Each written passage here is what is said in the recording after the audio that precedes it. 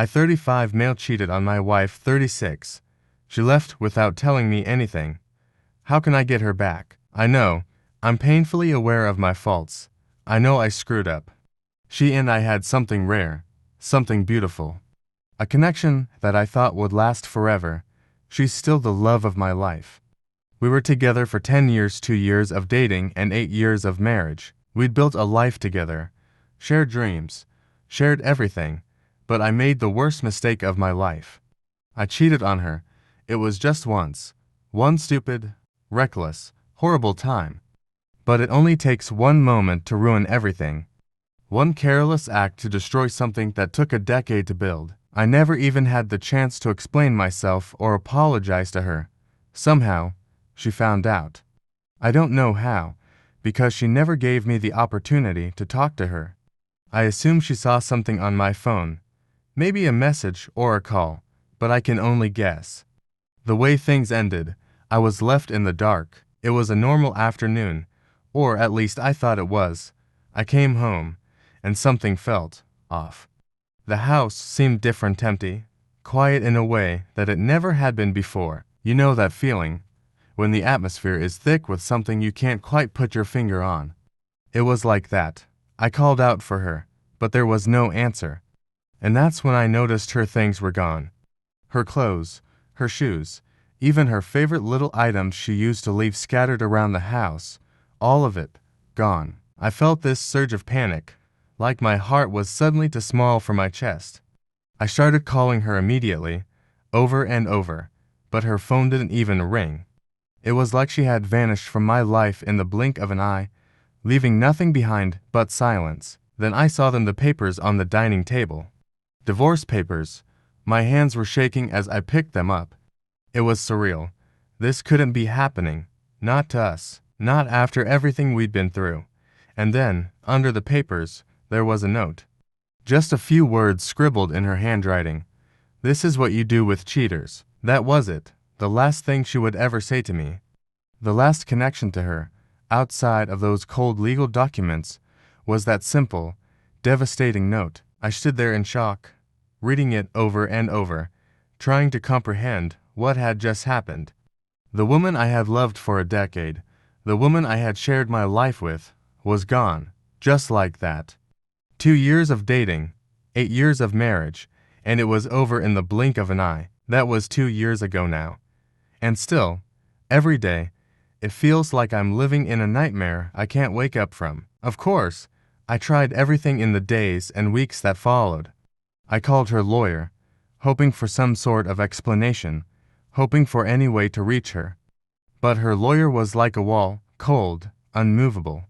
He told me, in no uncertain terms, that she didn't want to talk to me. She didn't want to see me. It was over. I argued. I pleaded. I even got angry. I told him that 10 years of a relationship can't just end like this, that she couldn't possibly want to throw it all away over one mistake. But all he said was, it would be best if you got your own lawyer. I didn't want to. I refused to believe that this was how things were going to end. I kept telling myself that I could fix this, that I could make her understand how sorry I was, that we could work through it. After all, couples survive worse, right? People make mistakes, but they get through it. Why couldn't we? But no matter what I said or did, nothing changed. She was gone, and she wasn't coming back. Her silence was the loudest response I could have ever imagined. In those early days, I was a wreck. I couldn't eat. I couldn't sleep. I was barely functioning. I spent days and nights in a haze of alcohol and regret, trying to numb the pain, trying to drown out the memories of her. But nothing worked. The emptiness was too vast, the guilt too overwhelming. I wanted to die. I remember thinking that more than once. I just wanted the pain to stop. But I couldn't let myself fall that far, because deep down, I still had this hope, a ridiculous, painful hope that one day she'd come back, that maybe she'd forgive me. My therapist says that's why I've struggled so much with this, because I never got closure. There was no conversation, no explanation, no final moment where we said goodbye. One day, she was in my life, and the next, she wasn't, and my mind just couldn't process that. I couldn't accept it. I was stuck in this limbo, waiting for a moment that would never come. I'd lie awake at night, imagining her walking through the door, or waking up to find her next to me in bed, like none of this had ever happened. The divorce was finalized over a year ago, but even now, it doesn't feel real. I didn't make it easy for her. I fought it every step of the way. I begged for couples therapy, even after everything that had happened. I told my lawyer to push for it, and apparently, even her lawyer suggested that she at least try it once or twice. But she refused. She wanted nothing more to do with me. When the papers were finally signed, it felt like a part of me had been ripped out, a piece of my soul, gone forever. I didn't know how to move on. I still don't. A few months after the divorce, I started therapy. My therapist is a good guy, but he doesn't give me the advice I want. He tells me I need to move on. He encourages me to meet new people, to start dating again. But I don't want to. I'm not ready. How can I move on when my heart still belongs to her? I can't even imagine being with someone else.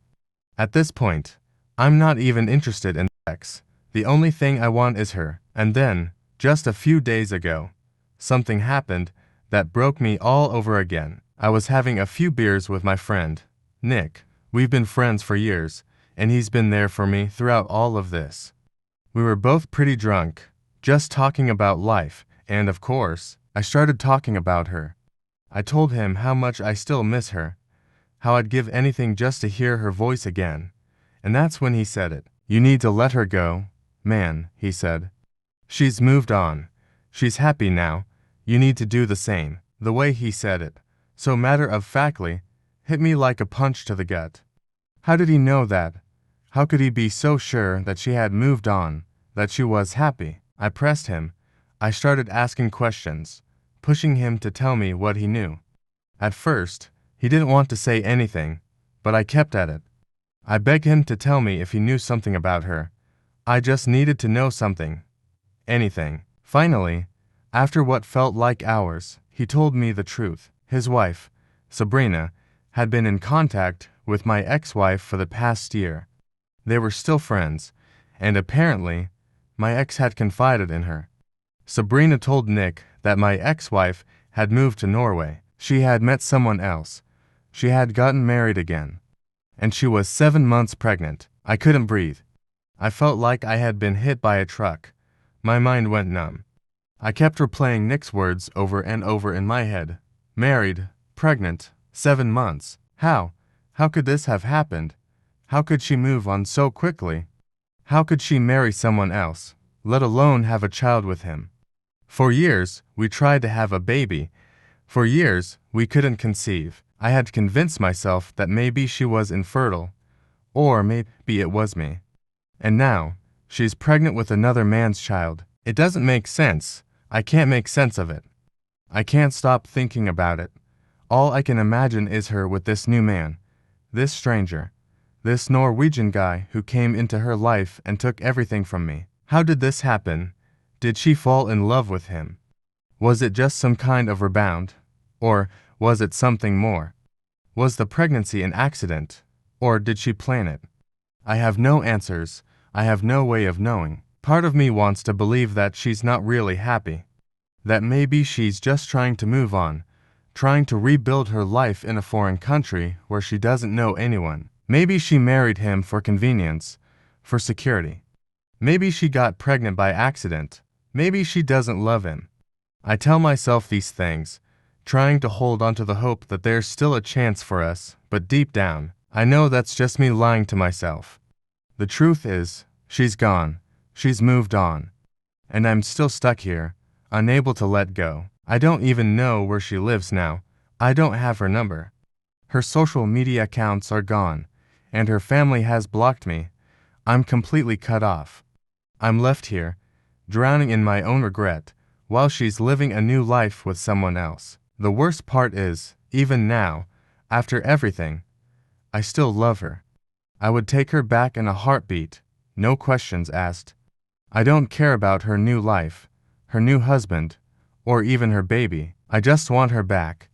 I want to rewind time, to go back to the day before I made that terrible mistake, but I can't. And so, here I am, stuck in this endless cycle of regret and longing, knowing that the one person I truly loved has moved on without me, knowing that she's happy, and I'm still here, lost without her.